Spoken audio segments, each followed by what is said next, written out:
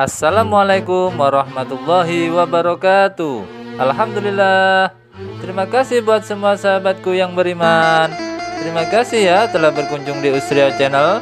Semoga kalian semua senantiasa diberi kesehatan dan diberikan keberkahan di setiap rizkinya. Amin amin ya rabbal alamin. Kami sudah menyiapkan kisah wahai sahabatku. Tentunya kisah yang penuh dengan hikmah. Kisah kali ini adalah kisah lucu Abu Nawas yang berjudul Membongkar Makam Keramat. Mari kita mulai kisah penggeli hati ini. Kisah ini bermula pada saat Abu Nawas pergi silaturahim ke rumah sahabatnya yang berada di kampung seberang. Sepulang dari sana, dia diberi hadiah seekor keledai sebagai kenang-kenangan. Beberapa hari kemudian, Abu Nawas mendengar kabar bahwa sahabatnya itu meninggal dunia. Abu Nawas pun sangat sedih. Ia tidak menyangka sahabatnya yang sangat dicintai pergi begitu cepat meninggalkan dunia ini. Untuk mengobati rasa kehilangannya, Abu Nawas merawat dengan baik keledai pemberian sahabatnya itu. Abu Nawas memperlakukan si keledai dengan sepenuh hati, layaknya memperlakukan sahabatnya yang telah meninggal tersebut. Kemudian tidak berselang lama, Abu Nawas kembali dirundung duka. Keledai pemberian sahabatnya juga ikut mati. Abu Nawas lalu menguburkannya di kampung sahabatnya yang telah meninggal dunia itu.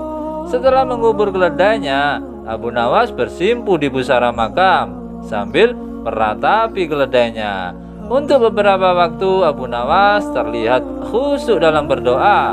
Dengan bercucuran air mata, tersadar bahwa umur tidak ada yang tahu. Abu Nawas larut dalam khusyuk dalam berdoa. Kemudian ada rombongan warga melintas di tempat itu. Mereka melihat dan berpikir pasti itu adalah makam orang yang sakti. Sebab Abu Nawas yang terkenal alim dan pintar saja sampai rela datang ke kampung mereka hanya untuk menziarahi makam itu. Rombongan warga ini lalu berhenti dan ikut berdoa di makam tersebut. Tentu saja hal ini membuat Abu Nawas menjadi kaget. "Hai, apa yang kalian lakukan?" tanya Abu Nawas keheranan. "Kami juga ingin mendapatkan berkah seperti dirimu. Kami yakin makam ini bukan makam orang sembarangan," jawab mereka dengan kompak. Abu Nawas kaget mendengarnya. Abu Nawas langsung memberitahu bahwa kuburan tersebut bukanlah makam siapa-siapa, melainkan kuburan keledai miliknya. Tapi mereka tidak mempercayainya. "Mana mungkin ini makam keledai? Buktinya kamu sampai sebegitu sedihnya. Kamu pasti ingin mencari keuntungan dari makam ini hanya untuk dirimu sendiri ya?" ujar mereka yang tidak percaya dengan penjelasan si cerdik Abu Nawas. Abu Nawas sudah berkali-kali mencoba untuk meyakinkan mereka, tapi mereka tidak menghiraukannya. Hingga akhirnya membuat Abu Nawas kewalahan untuk memberi penjelasan. Abu Nawas akhirnya menyerah dan meninggalkan kampung tersebut. Setelah bertahun-tahun kemudian, Abu Nawas diajak kawannya jalan-jalan mengunjungi kampung tempat keledai Abu Nawas yang dimakamkan itu. Sesampainya di sana, Abu Nawas dan kawannya merasa heran. Kenapa ya ada banyak orang mengunjungi sebuah makam? Bahkan ratusan orang terlihat antri bergantian menziarahi makam tersebut. Abu Nawas dan kawannya pun jadi penasaran. Mereka sangat ingin mengetahuinya. "Makam siapa yang kau kunjungi?" tanya Abu Nawas kepada seseorang yang kebetulan melintas di hadapannya. "Itu makam keramat," jawab orang itu dengan singkat. "Ayo Abu Nawas, kita ke sana. Aku sangat penasaran," ajak kawannya Abu Nawas. Mereka berdua lalu mendekati makam keramat yang dimaksud dan ramai dikunjungi sampai ratusan orang itu. Ternyata makam tersebut adalah makam keledai milik Abu Nawas yang telah bertahun-tahun meninggal. Melihat hal itu, spontan saja Abu Nawas tertawa terpingkal-pingkal. "Hei Abu Nawas, kenapa kamu tertawa? Apa ada yang lucu?" ujar kawannya heran. "Kamu tahu tidak, Makam siapa itu? Tanya Abu Nawas. Emangnya kamu tahu? Kata kawannya balik bertanya pada Abu Nawas. Tentu saja aku tahu.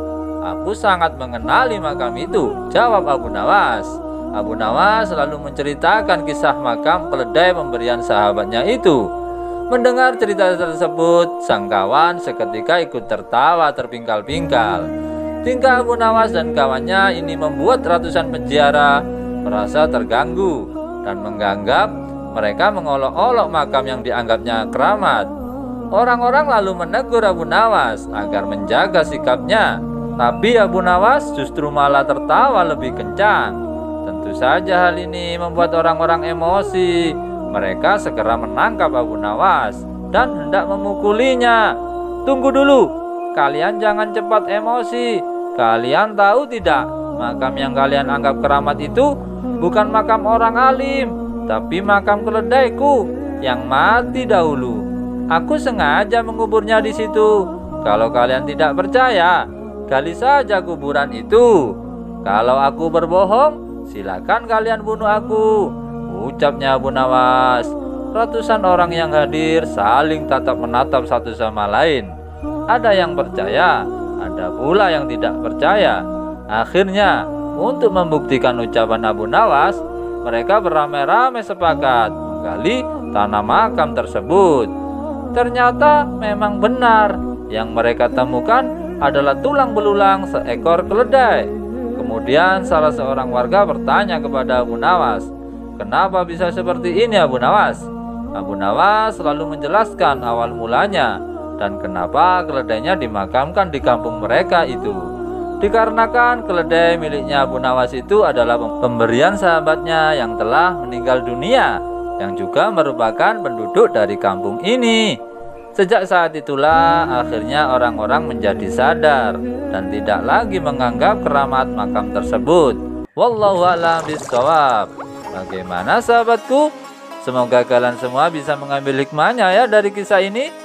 Salah satu manfaat dari berziarah ke makam kekasih Allah Subhanahu wa taala adalah mengingatkan bahwa kita tidak boleh sombong, karena semua makhluk hidup pasti akan mengalami yang namanya kematian, dan mengingatkan kita akan amal kebaikan para kekasih Allah Subhanahu wa taala biar kita bisa meniru sebisanya kita. Dari kisah Abu Nawas ini intinya sebelum kita menziarahi, hendaknya kita mengetahui lebih dulu sejarahnya. Oke sahabatku semuanya, lebih dan kurangnya mohon dimaafkan ya. Yang benar datangnya dari Allah Subhanahu wa taala. Keliru, salah atau khilaf itu datangnya dari diri saya pribadi yang sebagai manusia biasa wahai sahabatku.